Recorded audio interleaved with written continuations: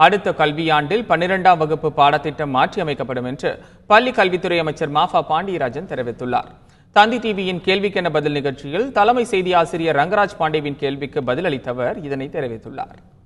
10 வருஷத்துல ஒரு டிகேட்ல ஒரு தலைமுறையை உருவாகுன்னு சொல்றாங்க. ஒரு ஒட்டுமொத்த பாறை மாதிரி இன்னைக்கு தொழில்நுட்பம் போகக்கூடிய வேகத்துல 12 ஆண்டுகளாக ஒரு பாடத்திட்டமே மாற்றப்படலன்னு சொன்னா, எதுவும் எஸ்பெஷலி +2 அப்படின்னா எப்படி நீங்க மருத்துவத்துக்கு போக முடியும், பொறியியலுக்கு போக முடியும்?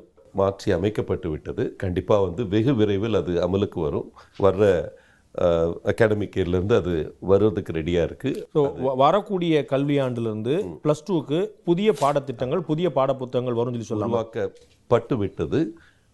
புரட்சி தலைவி அம்மா அவர்களுடைய அப்ரூவல் வந்தவுடனே நாங்கள் அதை செயல்படுத்த துவங்குவோம்.